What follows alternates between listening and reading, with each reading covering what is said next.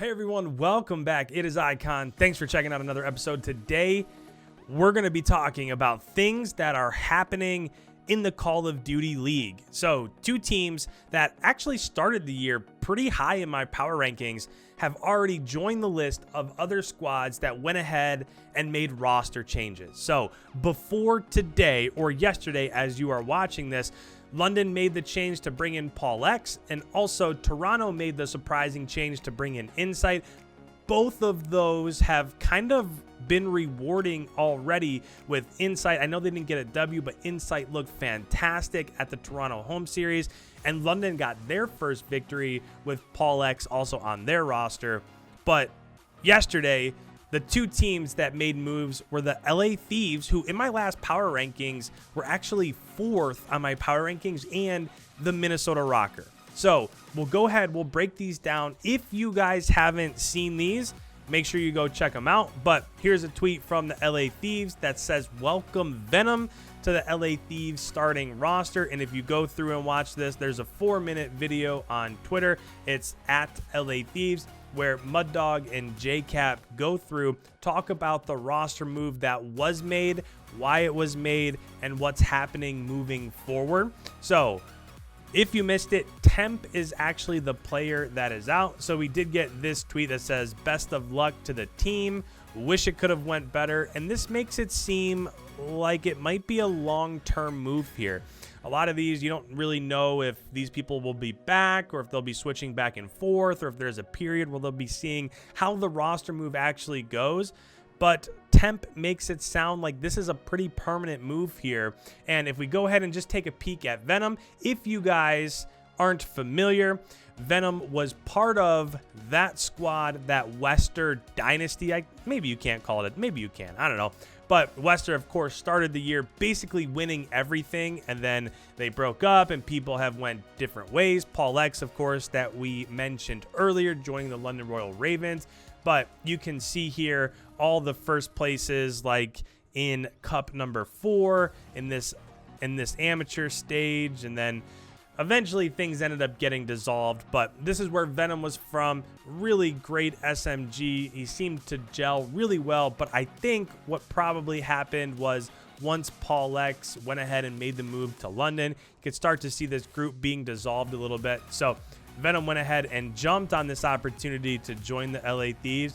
And I'm interested to see what happens with them moving forward. The other team that we're talking about today, and we'll touch a little bit more on why these might have happened and how it might help. But we have this tweet from the Minnesota Rokkr that says, "Welcome to Rokkr, Standy." And if you're unfamiliar with Standy, Standy is a longtime member of Triumph. Just as of late, he did join a team with Sib and Desi and Dave. It was Fantastic Four.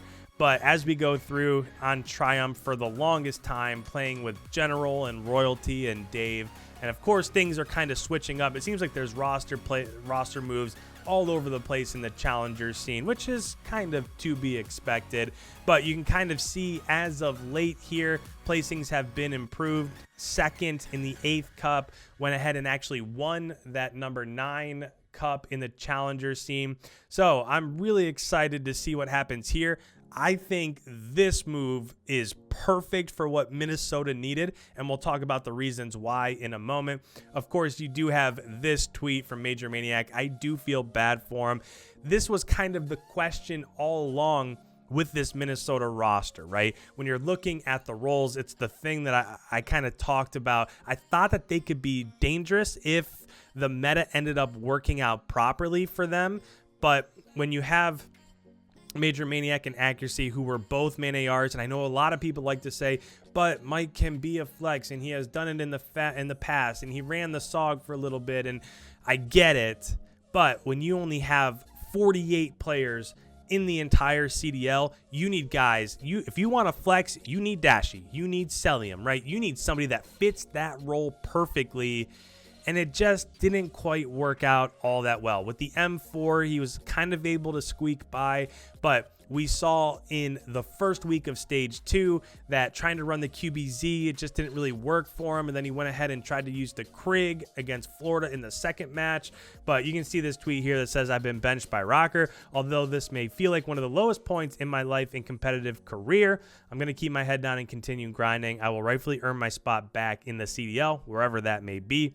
Thanks for the love as always. I really do think that Major Maniac will be back. I just think that the roles didn't work out as well as they wanted them to. I think if you take Mike and you put him at main AR and you remove accuracy, then I think that probably works too. I think either one of those moves could have been made, but accuracy is so good at main AR, they just elected to keep him there. This was a way where you can go ahead and actually move Priesta into his more natural role at flex. Now you have a young, cracked SMG to pair with Attach.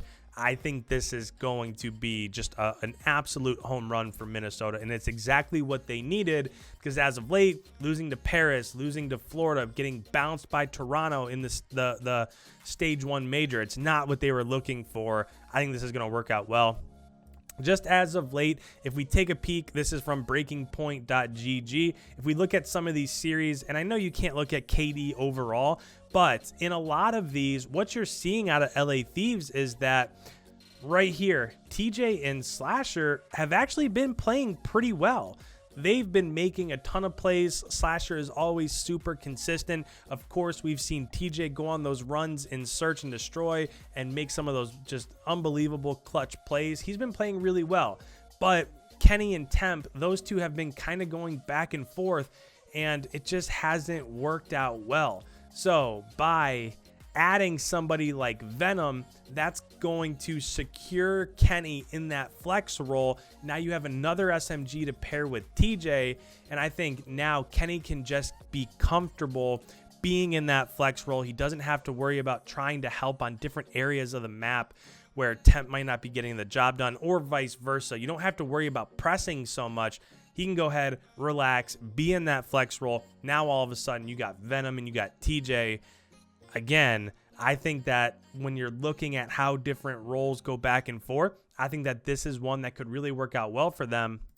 And if you look at Minnesota, it's the same thing. Now, this is a little bit different just based off of how the results were. But again, if we're looking at this, first thing is that this is a bad matchup here from Attach. He's been playing unbelievable, dropping 1.3s, 1.2s. He has been consistently positive basically the entire season. So we can't look into this too much, but the other part of this, and what might be the bigger part of this, is that Priesta just really wasn't getting it done at that second SMG position. And where we've really seen him thrive is when he's able to be in that flex role like last year, when he didn't have to worry about being that entry SMG because you had a BZ, because you had Simp, right? You had two just stud SMGs. He could roam the map as that flex and just get kills in those areas where you expect a flex to really also add to what your SMGs are doing, but back up or fill the spot if you need, if a main AR goes down. And that's what Priesta does best.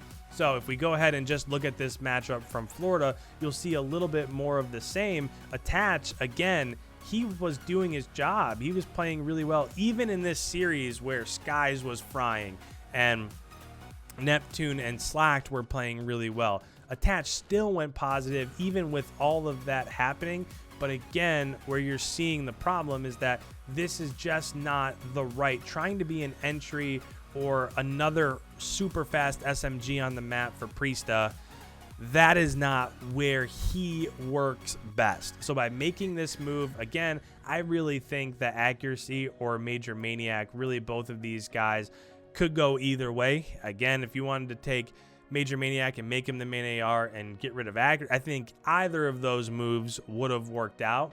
But ultimately, in the end, I think there's a really strong bond there between accuracy and Attach. And when it comes to Priesta, that's supposed to be the guy. So if there's somebody to get rid of here, he is not going anywhere. Attach is not going anywhere because Attach has been slaying. Attach is just a mainstay in the CDL, and you're not getting rid of Priesta. So you have to try to find a way to make that work, and that's how they're electing to do it. But if we look at what's happening moving forward, I will say, when it comes to Minnesota, this stage, you're basically almost guaranteed to not finish in the winner's bracket, right? You're going to have to start in the loser's bracket because this Thursday they have a matchup against Chicago, and then on Sunday they have a matchup against Dallas, the two toughest teams in that second group. If they get a win here, great. If they get one win, now they're 1-3 in the group.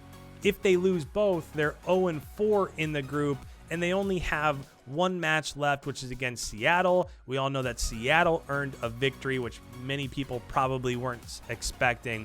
So when it comes to Minnesota, probably don't expect them to start in winner's bracket of the Stage 2 Major, but this can be a building block moving forward. They're still Stage 3, Stage 4, Stage 5 in the first major. So there is no, or the second major, there's no way you're just giving up on that already.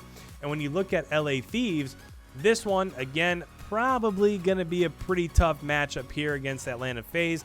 After this one, probably not going to get a W here, but they've got to right the ship here because this is a winnable match against London. And if they win this one, now they've got a route or a path to come back and maybe potentially make that winner's bracket. So if we go ahead and look at I want to look at the groups first. If we look at the groups, if you're LA Thieves, you ended up dropping that match that we looked at earlier in that map 5 search and destroy to New York.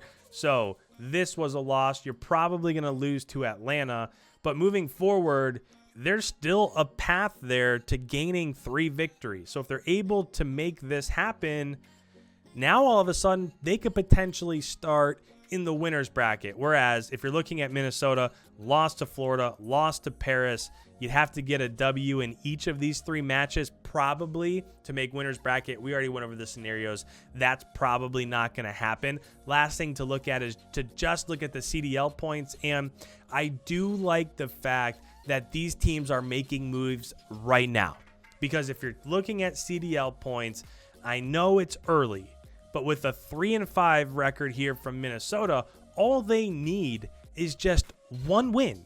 If they just get one win, and I know things are going to shuffle around a little bit here over the next couple weeks, but they go from 40 CDL points to 50 CDL points, and now all of a sudden they're tied for 6th. So you basically go from almost being in 10th to being tied for 6th.